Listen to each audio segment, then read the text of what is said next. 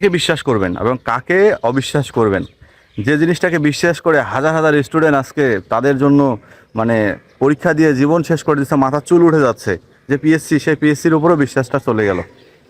এমন একটা যদি অবস্থা দাঁড়ায় যে এই পিএসসি যদি সব কিছু ধ্বংস করে দেয়, আরে আমাদের এলাকার গর্ব আমাদের বিশেষ ক্যাডার না, যাকে তো আমি তো বছর পাই না, আজকে তার সাথে কথা বলতেই হবে। কারণ আসলে কি, যারা সফল, যারা আসলে এই ধরনের পদে আছে, তাদের সাথে কথা বললে নিজেরও ভালো লাগে, নিজেকেও উৎসাহী মনে হয় যে না, আমরা একটু মানে আমি মনে হয় যে আমিও পড়াশোনা করে আমিও তার মতো কাটাবো। অনেক ভালো মানুষ, অনেক ভালো কাটা, চল তার সাথে একটু কথা বলে দেখি। আসলে যদি কন্টেন্ট ভাইরাল করতে চাই, এমন মানুষেরই তো দরকার, কি বলেন? কারণ আমি যেহেতু একজন কন্টেন্ট ক্রিয়েটার। ভাই আসসালামু আলাইকুম। আরে ভাই কি অবস্থা? উফ, সুন্দর পরিবেশে বসে আছেন তো ভাই। ভাই আপনার তো দেখা পাওয়া যায় না ভাই, আপনি হঠাৎ করে বাসায়, মানে কি ঈদেরও তো ছুটি নাই, আবার কোনো মানে এখন তো আপনি ভিডিও করতেছে ভাই। আমি তো শুনেন ভিডিও কেন করছি, আমি তো একজন কন্টেন্ট ক্রিয়েটার, আচ্ছা আপনি তো জানেনই। তো ভাবলাম যে আপনার মতো একজন বিশেষ ক্যাডার আমার এলাকার গর্ব, হ্যাঁ, যিনি মনে করেন যে একদম মানে রেকর্ডধারী মার্কস, যিনি হাজার মানুষের আইডল হচ্ছেন আপনি। আপনাকে যদি আমি একটু কন্টেন্টে দেখা গেলো আমার একটু কন্টেন্ট যদি ভাইরাল হবে, একটু করেন।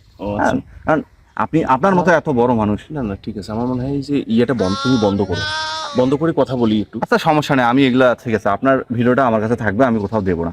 বলেন, আপনি হঠাৎ করে বাসায় মানে পড়াশোনা করে ক্যাডার হলেন, মানে আপনি তো ভাই সবার আইডল। আপনার এক একটা আমি বক্তৃতা দেখি, মানুষ একদম তো সেইভাবে দেখে ভাই।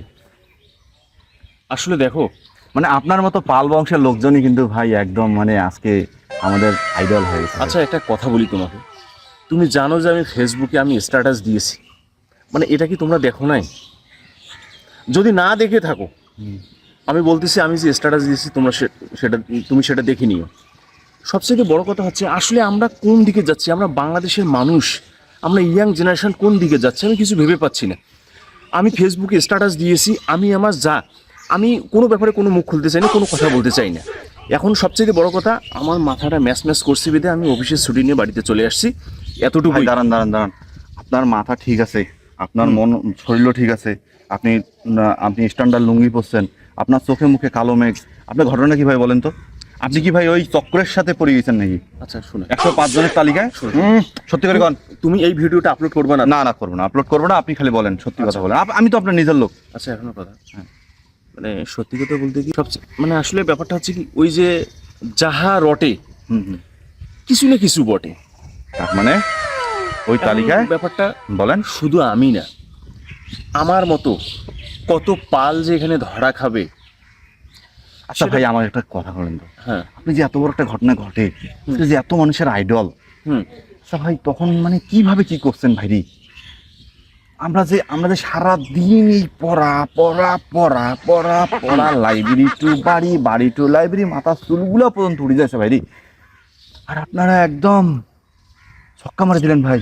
আচ্ছা শোনো একটা কথা বলি, স্টুডেন্ট মানেই যে পাঠ্য বই, স্টুডেন্ট মানেই যে সিলেবাস, এটা করলে চলবে না।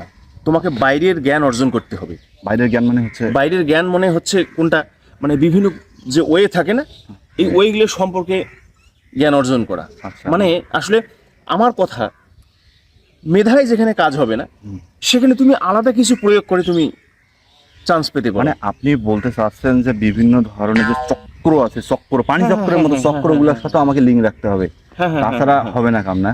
প্রয়োজন বোধে আমি তোমাকে একটা সহজ একটা বুদ্ধি তোমাকে দেই। এখন বিষয়টা হচ্ছে, তোমাকে ড্রাইভার, তোমাকে পিওন, মানে যে কোনো অফিস আদালতে যেগুলো নিম্ন পদে চাকরি করে, অবশ্যই সেই মানে পদস্থ, মানে সেই পদের লোকজনের সাথে যেন, ঊর্ধ্বতন কর্মকর্তার সাথে যেন একটা লিঙ্ক থাকে, সেই রকম কর্মচারীদের সাথে তোমার একটা ভালো সম্পর্ক থাকতে হবে। তার মানে তাহলে তুমি যত বড় পরীক্ষা আসুক না কেন সামনে, তুমি win. Hello my dear sweetheart, হ্যাঁ ফেসবুকবাসী, হ্যাঁ and my dear sweetheart followers, এইসব লোকগুলোকে চিনে রাখেন। এরা বাংলাদেশের আইডল, এরা বাংলাদেশের বলা যায় যে এদের একটা কথা নিয়ে মানুষ কেরিয়ার শুরু করতে চায়, মানুষ পড়ার টেবিলে গিয়ে বসতে চায়। তারা আজকে ড্রাইভার, পিয়ন, এদের সাথে সম্পর্ক রেখে বাংলাদেশের মানুষের আইডল, বাংলাদেশের হাজারো ছাত্রের আইডল। ভাইয়া রে কোন দেশত আসুন, কি করছং? এই জন্যই কং যে মুই হচ্ছুং সোনার বাংলার গর্বিত সন্তান, আর তোমরা হচ্ছেন সোনার বাংলার গর্বিত জাতি।